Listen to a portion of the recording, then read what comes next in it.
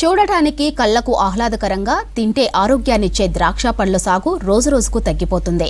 ఒకప్పుడు రాష్ట్ర వ్యాప్తంగా 20,000 ఎకరాల్లో సాగైన అంగూర తోటలు ప్రస్తుతం 360 ఎకరాల్లో సాగు చేస్తున్నారు రైతులు.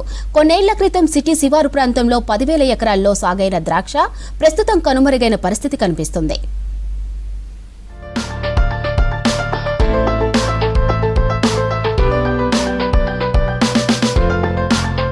ధనికులు పంటగా ప్రాచుర్యం పొందింది ద్రాక్ష సాగు. 15 ఏళ్ల క్రితం మేడ్చల్, కీసర, శామీర్పేట, మహేశ్వరం, బన్సాన్పల్లి, గట్టుపల్లి, బాసగూడతండ, రావిర్యాల, మంకాల్, కోళ్లపడకల్, ఆకానపల్లి, డబిల్గూడ, పెండ్యాల్, నాగారం లాంటి ప్రాంతాల్లో ఎక్కువగా ద్రాక్ష పండ్లు సాగయ్యేవి.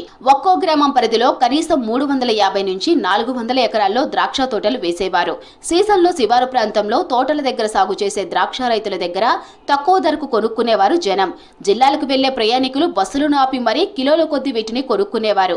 పండ్లు కూడా 12 రకాల పండ్లు తినాలి, దాంట్లో ద్రాక్ష ఒకటి. మన దగ్గర ద్రాక్ష ఒకప్పుడు బాగా కల్టివేషన్ ఉండే, ఇప్పుడు ఒక 700 నుంచి 800 ఎకరాలు ఉంది. ద్రాక్ష అనేది నాసిక్లో బాగా వేస్తున్నారు. అక్కడ నుంచి మనకు తక్కువ రేటుకే దొరుకుతుంది. ద్రాక్ష కూడా అందుబాటులో ఉంటుంది మార్కెట్. కాబట్టి గ్రేపు అర్బనైజేషన్ కావటం వల్ల, డబ్బులు ఎక్కువ రావటం వల్ల ఇక్కడ రైతులు భూములు అమ్ముకొని వాటిని బిజినెస్లో పెట్టుకొని ఎదుగుతున్నారు. అయితే ప్రస్తుతం రాష్ట్రంలో ద్రాక్ష తోటల సాగు గణనీయంగా తగ్గిపోయింది. రాష్ట్ర వ్యాప్తంగా కేవలం 30 మంది రైతులు మాత్రమే తోటలను సాగు చేస్తున్నారు.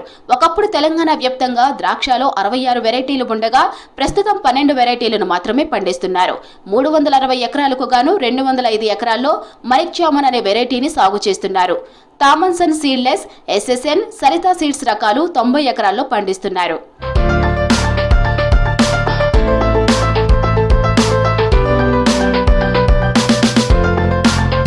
ద్రాక్ష తోటల సాగుకు గతంలో ఉన్న పరిస్థితులు కనిపించటం లేదు. సాగుకు ఖర్చు భారీగా పెరిగిపోయింది. మరోవైపు కూలీల కొరత ఎక్కువైంది. వాతావరణంలో మార్పుల కారణంగా ఈదురుగాలులు, వడగళ్ల వానకు పంట తీవ్ర నష్టం జరుగుతుంది.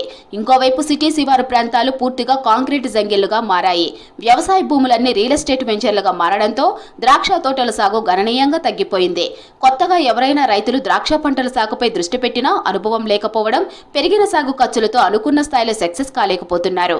వర్షాలు వచ్చిన తర్వాత లేబర్ తర్వాత ఈ చుట్టుపక్కలంతా రియల్ ఎస్టేట్ వచ్చి అంతా రైతులు ఒక ఎకరం అమ్మితే వాళ్ళకు అవసరం లేకుండా అయిపోయింది ద్రాక్ష చేయాలని.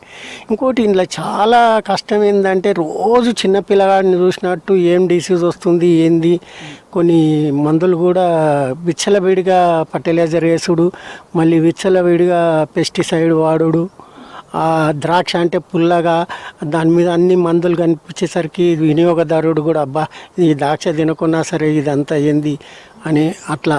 ఒకప్పుడు సిటీ వాసులకు తీయని ద్రాక్షలు అందించిన రైతులు ప్రస్తుతం మారిన పరిస్థితుల్లో ఇతర పంటల వైపు మళ్లారు. ప్రస్తుతం హైదరాబాద్ మార్కెట్కు మహారాష్ట్ర నుంచి అత్యధికంగా ద్రాక్షలు దిగుమతి అవుతున్నాయి. 1991లో హైదరాబాద్ వేదికగా గ్రేప్స్ పంటలపై అంతర్జాతీయ సదస్సు జరిగినా రానున్న రోజుల్లో వీటి సాగే పూర్తిగా కనుమరుగయ్యే పరిస్థితి కనిపిస్తుంది.